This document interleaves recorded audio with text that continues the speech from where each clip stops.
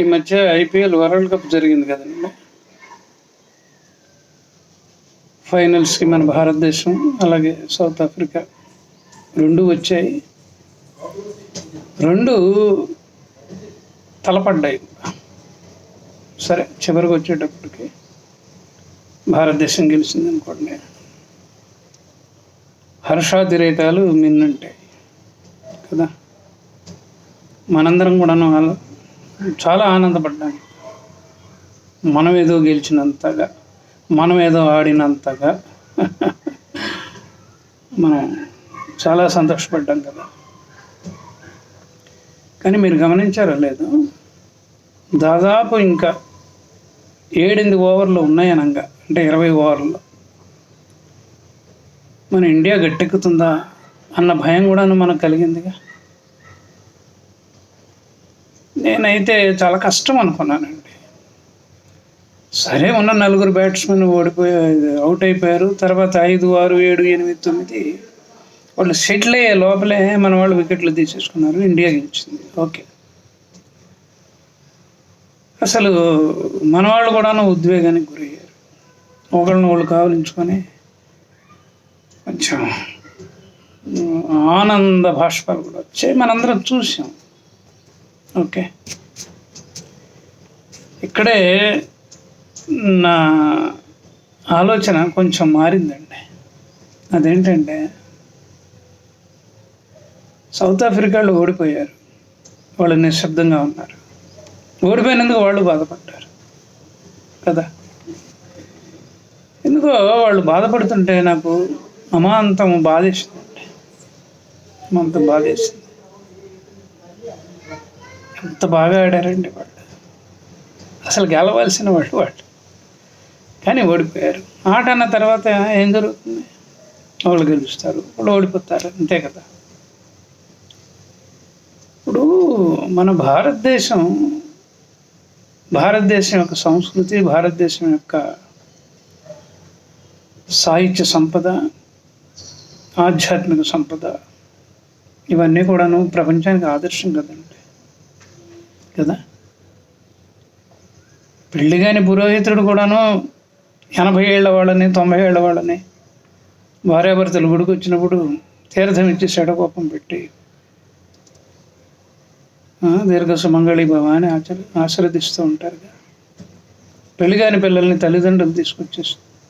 అంటే పెళ్లి కావట్లేదంటే శీఘ్రమే కళ్యాణ ప్రాప్తిరస్తని కూడా ఆశీర్వదిస్తుంటాడు కదా. మరి 22, 23, 24, 25 ఏళ్ల పూజారికి ఏం అర్హత ఉందండి? అతనికి పెళ్లి కాలేదు కదా అని మనం అనుకుంటే, ఇక్కడ పెళ్ళి ముఖ్యం కాదండి. అందరి సంక్షేమం కోసం భగవంతుని ప్రార్థించడం, భగవంతుని ప్రతినిధిగా మానవాళ్ళని ఆశీర్వదించడం, అంతే కదా. అందుకనే చూడండి, సర్వే జనా సుఖినో భవంతు, సమస్త సన్మంగళాని భవంతు అని చెప్పేసి మన వేదవాక్యం గుళ్ళో చాలాసార్లు వినపడుతూ ఉంటుంది. ప్రవచనకర్తలు కూడా చెప్తూ ఉంటారు. అసలు మన శాంతి మంత్రమే ప్రపంచానికి ఒక అద్భుతమైన సందేశం అండి కదా. వసుదైక కుటుంబకం అంటూ ఉంటాం. అంటే ఏంటి? ప్రపంచమే నా కుటుంబం అని చెప్పేసి. సౌత్ ఆఫ్రికా వాళ్ళు మన తోబుట్టువులు కాదు కదా. అందుకని మనం బాధపడాల్సిన తీరులో బాధపడలేదు కదా అని అనిపించింది.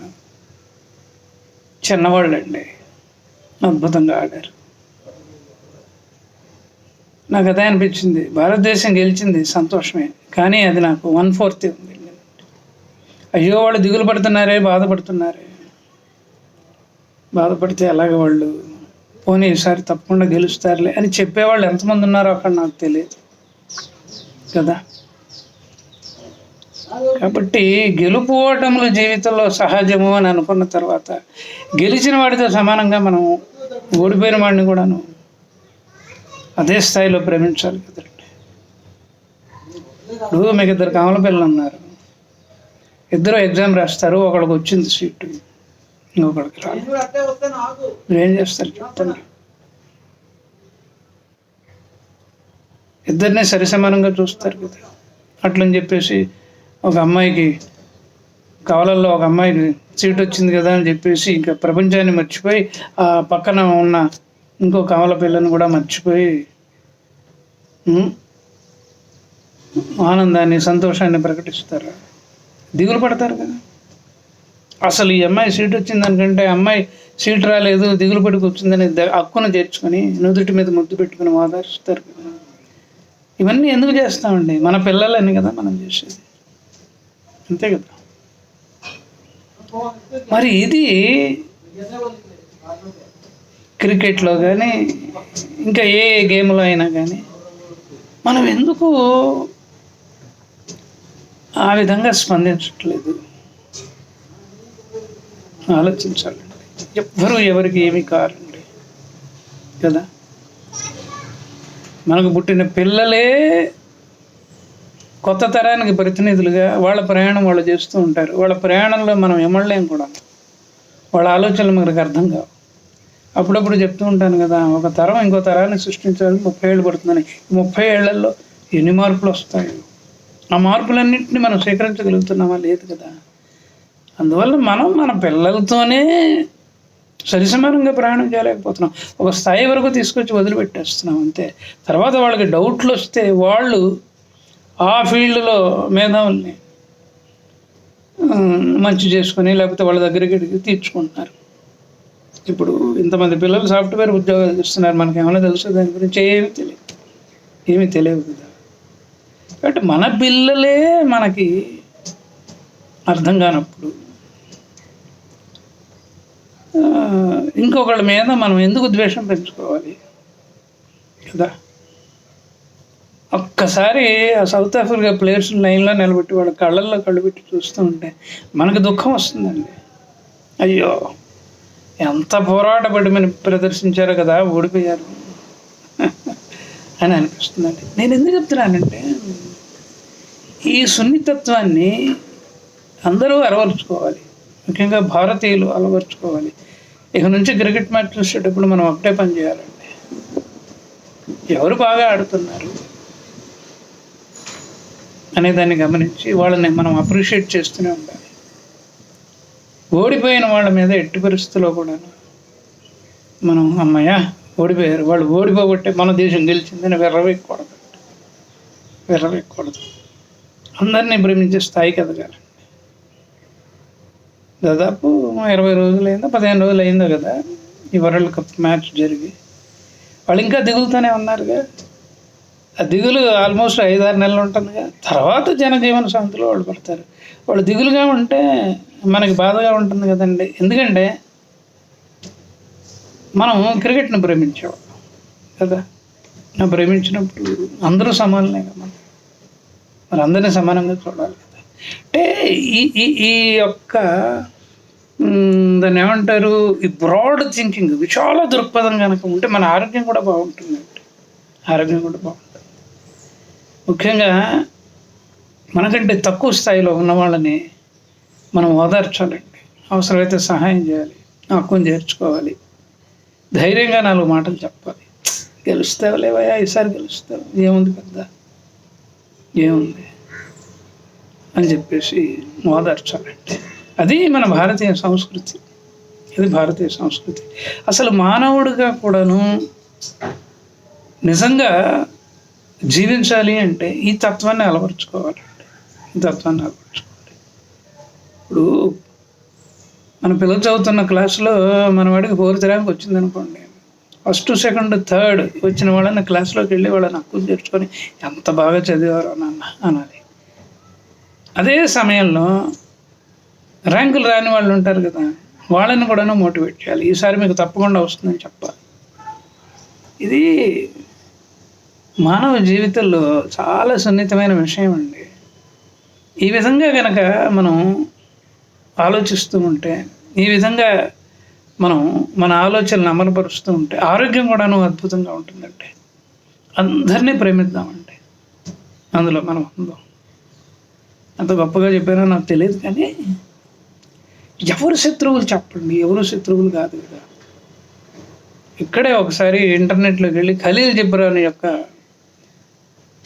అంతరంగాన్ని వినండి. మీ పిల్లలు కారు. మీరు అనుకుంటున్నట్టు మీరు వాళ్ళకి మీ ఆలోచనలు ఇవ్వలేరు. వాళ్ళ ఆలోచనలు వాళ్ళకు ఉంటాయి.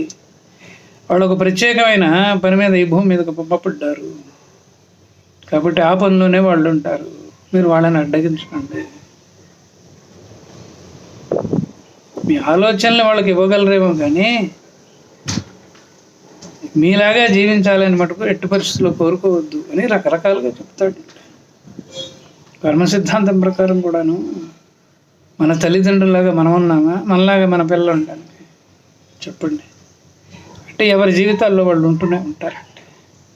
చేతనైనంత వరకు మనం ఒక స్థాయి వరకు వాళ్ళకి హెల్ప్ చేయాలి. అది మానవ ధర్మం, అంతే కదా. కాబట్టి అందరినీ ప్రేమిద్దామండి, అందరినీ ప్రేమిద్దాం. మీరు ఎంత ప్రయత్నం చేసినా మీ భావజాలానికి దూరంగా ఉన్నవాళ్ళు మిమ్మల్ని వ్యతిరేకించే ప్రమాదం కూడా ఉంది, విమర్శించే ప్రమాదం కూడా ఉంది. మరి ఇంత ఆదర్శంగా ఉన్నా కూడాను మనకు వ్యతిరేకత, విమర్శ వస్తున్నది అంటే మనం ఇంకెంత ఆదర్శంగా ఉండదు చెప్పండి. సో నాకు ఎందుకో ఆ మ్యాచ్ చూసిన తర్వాత అనిపించింది ఒక వీడియో ఎందుకు చేయకూడదని, అందుకనే చేస్తున్నానండి. సౌత్ ఆఫ్రికా ప్లేయర్స్ కూడాను ఒక విధంగా చెప్పాలంటే మన పిల్లలే. వసుదైక కుటుంబం కదా, దాన్ని మనం పేటెంట్ రైట్గా తీసుకున్నాం కదా. ఈ ప్రపంచమే నాది కాబట్టి అందరినీ ప్రేమిద్దామండి, అందరినీ ప్రేమిద్దాం. నిజంగా ఓడిపోయిన వాళ్ళు దుఃఖిస్తే మనం కూడా దుఃఖిద్దామండి. మన కళ్ళు కూడా చెమ్మగిల్లాలి. అరే ఎంత బాగా ఆడారా, కానీ ఓడిపోయారు కదా అని ఒక్క నిమిషం మనం కూడా ఉద్వేగానికి గురి కావాలండి. ఇది సర్వమానవ సౌభ్రాతృత్వానికి పునాది అనమాట. కాబట్టి ఇటువంటి ఆలోచన చేద్దామండి. ఎవరిని ద్వేషించొద్దండి, ఎవరిని ద్వేషించొద్దు. సో ఇదండి ఈ వీడియోలో సంగతి. విన్నందుకు కృతజ్ఞతలు. నా ఈ వీడియో కనుక నచ్చితే నా ఛానల్కి సబ్స్క్రైబ్ చేయండి. మారుతి కిరణ్ పోరూరి, MARUTHI స్పేస్ ఇచ్చి KIRA అని కొడితే యూట్యూబ్లో PORURI అని చెప్పేసి వచ్చేస్తుంది అనమాట నా ఛానల్. అలాగా సబ్స్క్రైబ్ చేయండి. ఈ వీడియోని వీలైనంత ఎక్కువ మందికి షేర్ చేయండి. లేదు కిరణ్ గారు చాలా బాగుంది, మీరు చెప్పింది నిజమే కదా, 60 ఏళ్ళు వచ్చేసాయి, 70 ఏళ్ళు వచ్చేసాయి, ఇంకా ఈ ద్వేషాలు ఎందుకు, పగలెందుకు, అందరినీ సరి సమానంగా చూస్తే సరిపోలేదా అని కనుక మీరు అనుకున్నట్లయితే హాయిగా నాతో మాట్లాడచ్చండి. నా పేరు చెప్పానుగా, మారుతి కిరణ్. నా ఫోన్ నెంబర్ 9491063089. అలాగే అక్కడ లైక్ బటన్ ఉంటుంది, దాన్ని నొక్కండి. సో ఇదండి ఈ వీడియోలో సంగతి. విన్నందుకు కృతజ్ఞతలు. నమస్కారం.